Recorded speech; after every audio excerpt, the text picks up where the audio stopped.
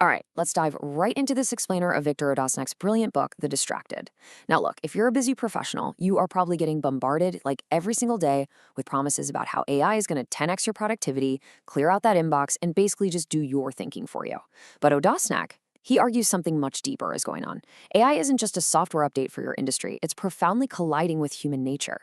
So today, we're unpacking his core thesis to figure out the difference between AI as an incredibly powerful tool and AI as a really seductive trap. And that brings us to the question that anchors our entire analysis today. What actually happens to thought when answers are instant? Seriously, think about it.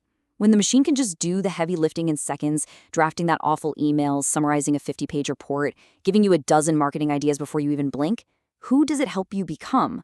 Odasnac gives us a bit of a warning here. We are so hyper-focused on what the machine is producing, we're totally forgetting to ask how the machine is changing the person using it.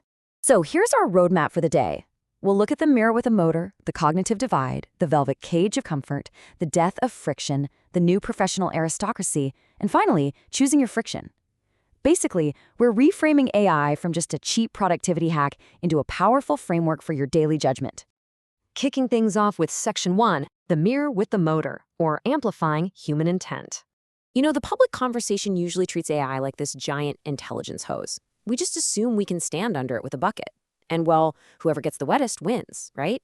But Odasnac points out that people aren't buckets. We're more like gardens.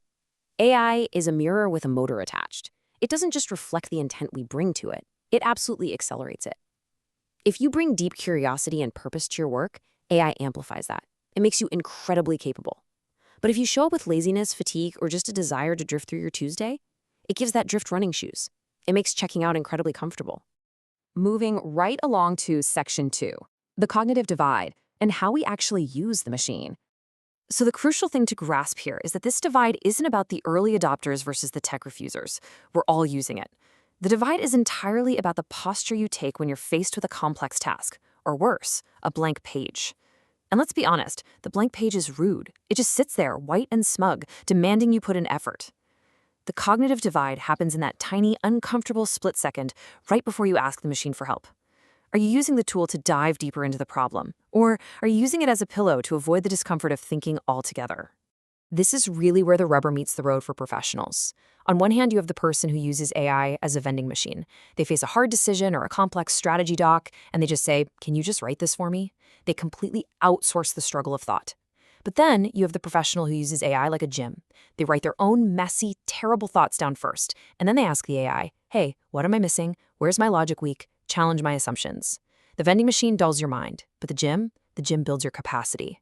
The difference isn't the software, guys. The difference is the person sitting behind the prompts. Which brings us to Section 3, the velvet cage of comfort and the seductive trap. See, the trap isn't some dramatic robot uprising straight out of a sci-fi movie. It's way softer than that. As Odasnac says, a velvet cage is still a cage. It just photographs better. It's the extremely seductive comfort of having your daily choices gently, quietly made for you by an algorithm. The machine notices you're tired. It offers to draft your replies. It smooths out your awkward, clunky sentences. It remembers your preferences, so you don't even have to choose. And man, it feels like relief. But make no mistake, comfort that quietly replaces your own agency is just a very well-decorated cage. Think about it. When you constantly let AI chew your thoughts for you just to keep your inbox at zero, you enter this loop of passive choice. You actually start treating mental effort, that deeply uncomfortable feeling of not quite knowing what you mean yet, as a bug that needs to be fixed, instead of the workbench where your real ideas are formed. You start relying on these perfectly smooth, perfectly average first drafts, the ones packed with words like delve, synergize, and foster, that literally say absolutely nothing. But remember this, a river stone is smooth because the river has worn it down. If every single email, report, and idea is smoothed out by AI, you eventually lose contact with your own unique, rough, unfinished voice. You literally lose your professional edge. Let's look at Section 4 now, the death of friction, and knowing exactly what to protect. Now, in the business world, we are pretty much brainwashed to believe that all friction is bad. Smooth is fast, fast is efficient, right? But Odasnac asks us to hit pause for a second. What happens when all friction is treated as an error? If everything you produce arrives complete and perfectly polished by a machine, you risk entirely skipping the awkward apprenticeship of being bad. And the thing is, That awkward apprenticeship is where real mastery lives. If you never wrestle with a difficult concept, you never actually own it. You just become a middle manager of finished products. So, we have to learn to distinguish between two very different types of friction. Let's be clear, AI absolutely should eliminate useless friction to save you time. Let it organize your notes, format those painful spreadsheets, translate foreign documents, clear the table so you can cook. But you have to fiercely protect productive friction. The sheer struggle of writing that first horrible draft, the awkwardness of learning a new skill, the mental weight of making a really tough judgment call. That friction isn't just gravel in your shoe. It is the road that forms your character and your expertise. This quote really hits the nail on the head. The machine may be new, we are not. Underneath all the shiny new technology, basic human nature still requires resistance and effort to grow and find meaning. I mean, a muscle needs weight to get stronger, right? A mind needs difficulty to become sharp. If AI carries all the heavy lifting for us, we might literally forget how to stand on our own in our careers. All right, on to Section 5, the new professional aristocracy or the AI age payoff.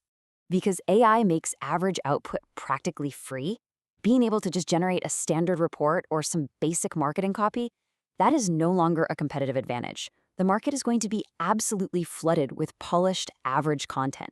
So you have to ask, what actually becomes scarce? Well, it's your ability to judge. It's your attention span. It's your restraint in not publishing every shiny object the machine hands you.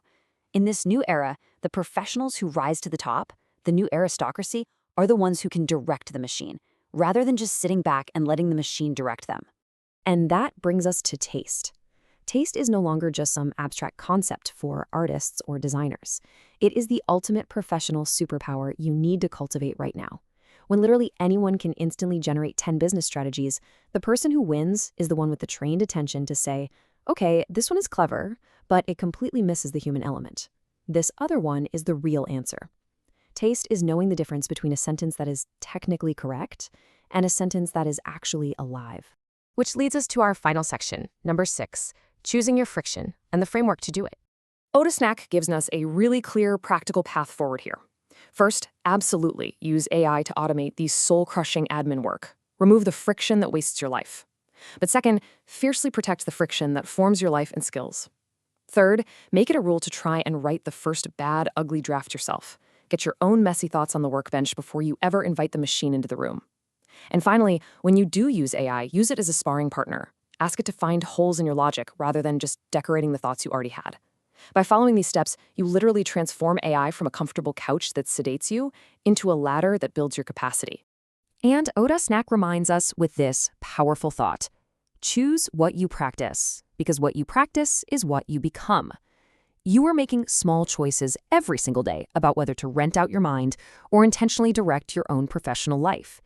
Every single time you accept an AI's auto-reply without thinking, or let it summarize an article you really should have read, you are practicing a tiny bit of drift. And over time, those tiny passive choices build the professional you become. So I want to leave you with this final provocative thought to ask yourself before you click generate on your very next task. After using the tool, do you understand the issue better? Can you explain the idea in your own words? Are you more awake or less awake? The machine is incredibly powerful, and it is waiting right there on your screen. But the next move, that's entirely yours.